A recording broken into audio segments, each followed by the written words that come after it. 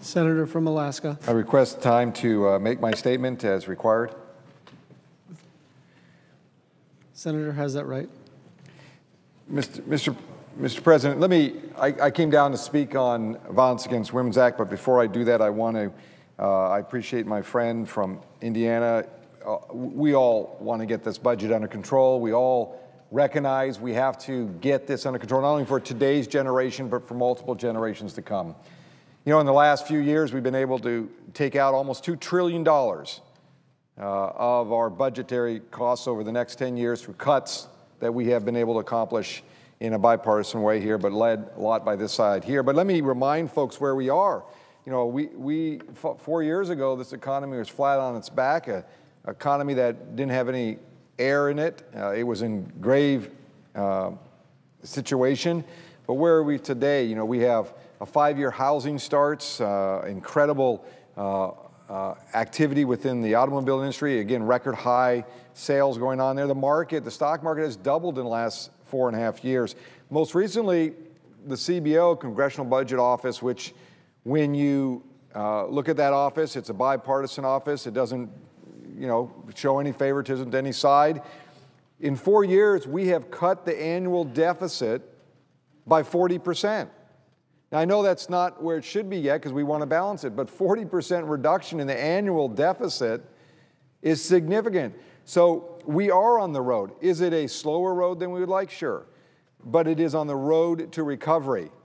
It is having positive impact. Matter of fact, now the deficit is, the amount compared to our GDP is cut in half. So we're making some inroads. So I want to make sure, and I agree, I think Democrats are not afraid at all to cut the budget where it's necessary. But you need to solve this problem with 3 types of moves. You got to cut the budget, deal with revenues, and invest in this economy for education, energy, and infrastructure. It's a 3-prong approach. Anyone that thinks you can only do one of these and somehow magically $16 trillion debt will just vanish overnight is in another world that doesn't exist on this planet. So I appreciate the debate that goes on here, but we need to be honest, realistic, practical in dealing with these budgetary issues, and they will be tough. People will not like all the answers. I can see them now, my town hall meetings, when I go to them. They'll say, cut the budget, which we will do. Don't get me wrong, we will do that. But then when I go back to that same town hall meeting, they will say, well, I didn't mean actually that program. That will be the story. But the fact is, we have serious issues we have to deal with. So this is not a Democrat issue. It is not a Republican issue. So when people come to the floor, we should think about this as an American issue, that we have to resolve this for the right reasons. And we have done some exceptional work over the last 4 years, despite the hurdles, the political slogans and all the other stuff that goes along in getting results. 40% reduction in the annual deficit in 4 years is significant. Now, is it zero? Is it balanced? No, because it's been multiple years of 40-plus years of not paying attention to the budget. A lot of us are new around here.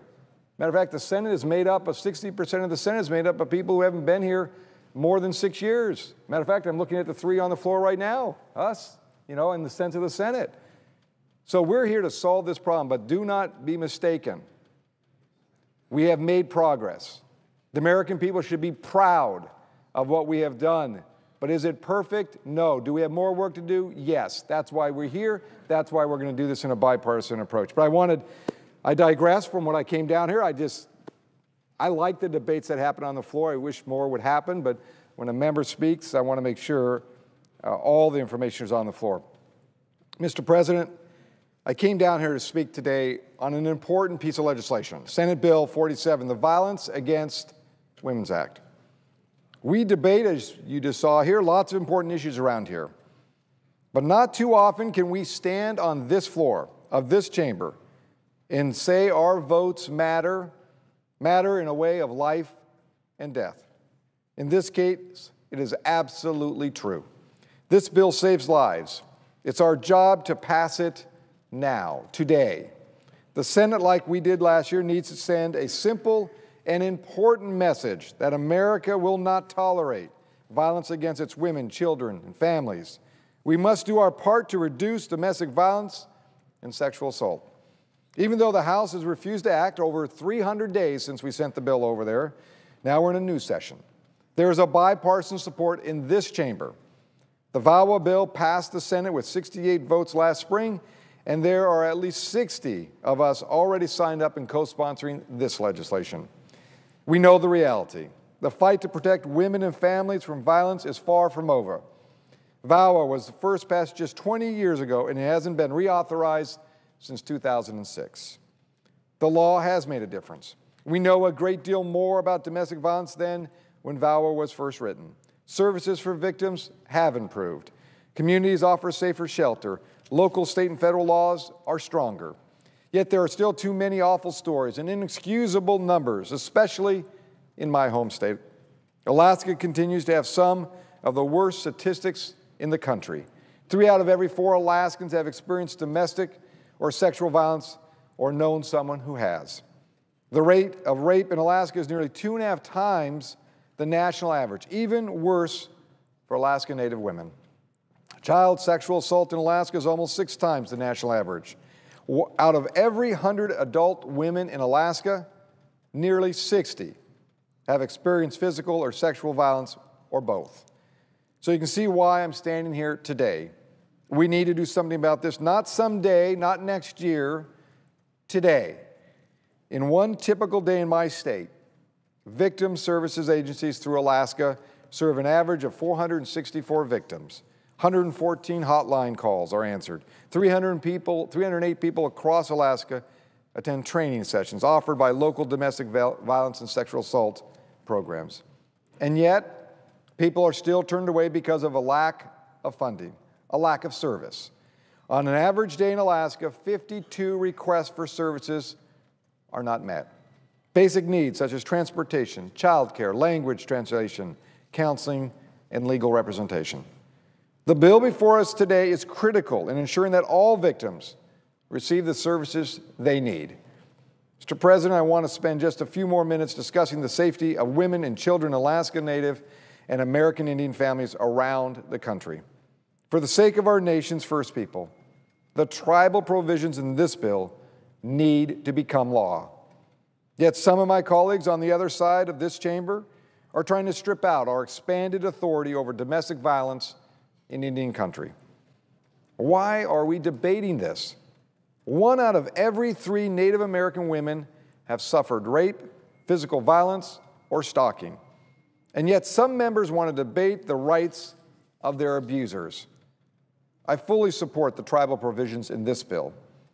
Yet, I must point out that none of the expanded criminal jurisdiction applies to Alaska Native tribes, except for one true reservation at the very southern tip of Alaska. Today is not the day to fight that fight, but I will take it up again soon from my seat on the Indian Affairs Committee in the Senate.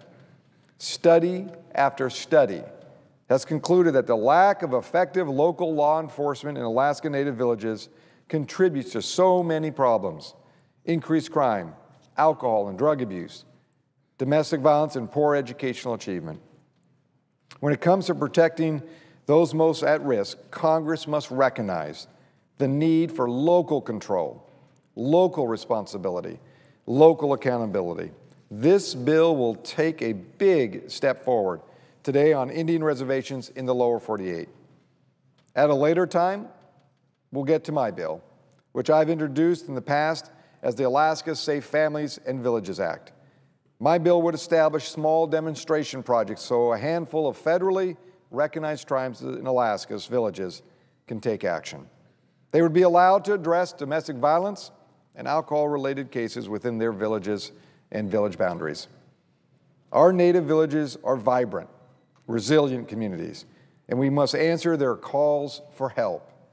That includes all of the above approach to combating domestic violence and abuse. The one thing we know for sure is the status quo is not working. It's not just about slogans or feel-good statements. We need to act. But for now, for today, let's vote on VAWA and get this bill passed. Let's protect women and children and families all over this country. And let's send a strong message to our colleagues in the House that this time, there's no hiding. It's time to get the job done. It's time to put politics aside, pass this bill, and truly save lives. Thank you, Mr. President. I yield the floor.